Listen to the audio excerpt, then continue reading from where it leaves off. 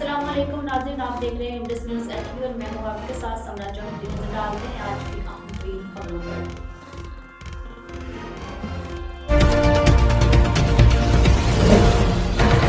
मौजूद था। गठजोड़ और आर्मी एक्ट के होते हुए भी फौजी अदालत में ट्रायल क्यों नहीं हुआ?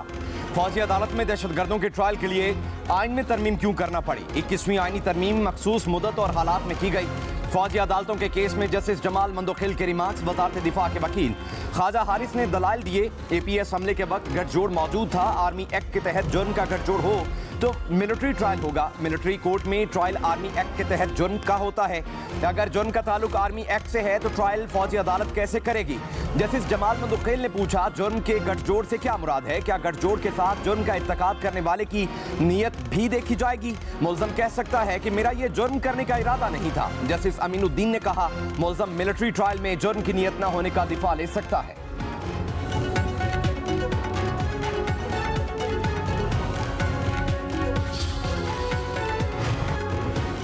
फौजी अदालतों के केस की समाअत के दौरान रजा रबानी के आंसुओं का तस्करा। जस्टिस हसन अजहर ने कहा कि सेनेट के साबिक चेयरमैन रजा रबानी 21वीं तरमीम को वोट देकर रोए थे। साबिक चेयरमैन सेनेट के आंसू भी तारीख का हिस्सा हैं। जस्टिस जमाल खान मंदोखिल ने कहा, वोट ना देते तो ज़्यादा से ज़्यादा सीट चली जाती। रजा रबानी के 18वीं तरमीम के लिए बहुत खदमात हैं। रजा रबानी वासूल आदमी हैं, इनका वोट देकर रोना समझ आता है। जस्टिस मोहम्मद अली मजहर ने रिमार्क्स दिए, वोट देने के बाद 2 साल तक वो नाराज भी रहे। वजारत दिफा के वकील ख्वाजा हारिस ने कहा, उनके रोने की शायद वजह ये नहीं थी।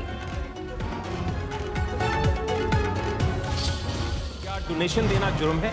अगर डोनेशन देना जुर्म है तो जितने अस्पतालों को हम डोनेशन देते हैं, जितने यूनिवर्सिटीज़ को हम, जितनी चैरिटेबल ऑर्गेनाइजेशन को हम पैसे देते हैं, वो जुर्म है। जो दिमाग शट है वो ये है कि इनको कानून नहीं पता। शायद पहली बार देखा है मैंने कि एक फैसला जिसके ऊपर इल्ज़ाम लगाया है उससे दौड़ रहा है। ओपन एंड शट केस कहाँ है?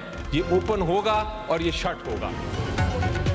क्या वजीर आजम के लिए खैरात लेना जुर्म है? बानी PTI पर जाली मुकदमात बनाए गए। ऊंचा बोलने से झूठ सच नहीं बन सकता। अलकादी ट्रस्ट केस का फैसला जल्द आना चाहिए। तहरीक इंसाफ के सेनेटर अली जफर का सेनेट में इजहार ख्याल। कहा, अलकादी ट्रस्ट केस से बानी PTI को कोई नुकसान नहीं पहुंच रहा। केस के हकायक पूरी कौम जानती है। ये ओपन केस बनाते हैं, अदालतें शट कर देती हैं।